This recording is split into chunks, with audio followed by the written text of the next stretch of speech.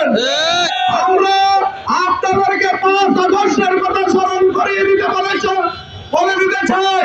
আপনারা শুধুমাত্র ফ্যাসিস্টের দালালি করে স্বাধীন সোনার বাংলার নিরীহ বাঙালি মানুষের শত্রুতে পরিণত হয়েছিলেন। তার পরিণাম আপনারা 5 আগস্টে ভোগ করেছেন, ঠিক কিনা বলেন? এই 5 আগস্টের পরেও যদি আপনারা শিক্ষা দিতে না পারেন, গতকাল আমরা দেখেছি আমার সেনা কর্মী রইস ভাইয়ের লাশকে নিয়ে সেনা নেতারা এই গাজীপুরের মোবাইল থানায় 5 ঘন্টা লাশ নিয়ে থানায় অবস্থান করেছে। কিন্তু আপনারা এই হত্যাকারীদের বিরুদ্ধে মামলা রুজু করতে ব্যর্থ হয়েছে, ঠিক কিনা বলেন? মামলা রুজু করতে আমরা ব্যর্থ হয় নাই, আমি বলবো আপনারা প্রশাসন ব্যর্থ হয়েছে।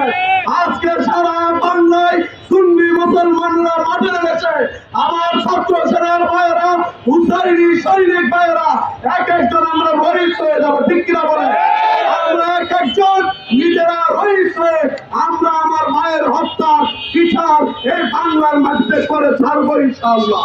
সম্মানিত শান্তিপ্রিয় কুমিল্লাবাসী, আমরা স্বাধীন সোনার বাংলাদেশের শান্তিপ্রিয় কুমিল্লা সুন্নি জনতা যদি আমার রহিত ভাইয়ের হত্যার আসামিদেরকে 24 ঘন্টার মধ্যে গ্রেফতার না হয়, এই কুমিল্লার জমিন থেকে সুন্নি নেতৃবৃন্দরা যে আহ্বান করবে, আমরা মাঠে ময়দানে ওই আহ্বানে সাড়া দিয়ে কুমিল্লার রাজপথ বন্ধ করার মাধ্যমে আমরা সারা বাংলাদেশকে অচল করে দিব এবং প্রশাসনকে বাধ্য করব আমার মায়ের হত্যাকারীদের উত্তম সর্বোচ্চ বিচার নিশ্চিত করতে, ঠিক কিনা বলে?